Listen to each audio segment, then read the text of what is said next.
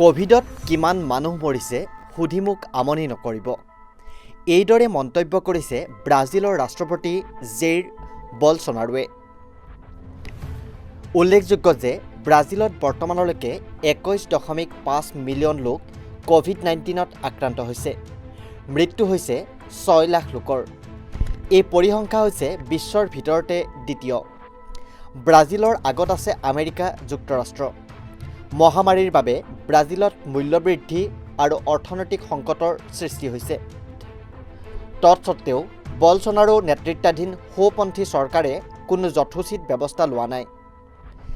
তাৰ বিপৰীতে সোমবাৰে সাংবাদিকৰ আগত এইদৰে দায়িত্বজ্ঞানহীন মন্তব্য কৰি তীব্ৰ সমালোচনাৰ সন্মুখীন হৈছে বলছনাৰো। উল্লেখযোগ্য যে ৰাষ্ট্ৰপতিজনে ইয়াৰ পূৰ্বেও কৰোনা ভাইৰাছৰ বিষয়ে বিতৰ্কিত মন্তব্য কৰিছিল। কৰোনাক তেওঁ সাধাৰণ পানীলগা জ্বৰৰ সৈতে তুলনা কৰিছিল। কোভিড সম্পৰ্কীয় বাধা নিষেধ আৰু লকডাউনৰো বিৰোধিতা কৰি চৰ্চিত হৈ পৰিছিল বলছনাৰো। তেওঁৰ তোগলকি নীতিৰ বাবেই দেশখনত কোভিডে মাৰাত্মক ৰূপ ধাৰণ কৰে। বলছনাৰোৰ বিৰুদ্ধে প্ৰতিবাদত মুখৰ হৈ পৰে ব্ৰাজিলৰ জনতা। কিন্তু নাও বুৰিলেও টিঙৰ পৰা নানামে বলছনাৰোৱে। আনকি তেওঁ কোভিড ভেকচিনৰো বিৰোধিতা কৰি আহিছে। সেয়ে নিজেও ভেকচিন গ্ৰহণ কৰা নাই, যাৰ ফলত বিশ্ব ৰাজনীতিৰ প্ৰেক্ষাপটত তেওঁ এটা কৌতুকসুলভ চৰিত্ৰও হৈ পৰিছে। আনহাতে ভাৰততো প্ৰধানমন্ত্ৰী মোদীৰ বাবে কোভিডৰ দ্বিতীয় ঢৌৱে হাহাকাৰ পৰিৱেশৰ সৃষ্টি হৈছিল বুলি গুৰুতৰ অভিযোগ উঠি আহিছে। आज चारों तरफ मैंने ऐसी सभा पहली बार देखी है।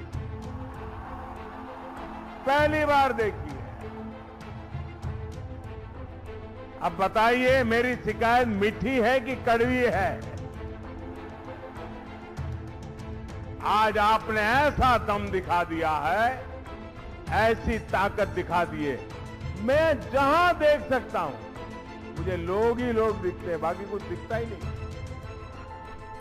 উল্লেখযোগ্য যে মোদী আৰু বলছনাৰো হৈছে দুয়োৰ বিশ্বস্ত বন্ধু। বৰ্তমান ভাৰতৰ সৈতে ব্ৰাজিলে বিভিন্ন বিষয়ত সম্পৰ্ক ৰাখি আহিছে।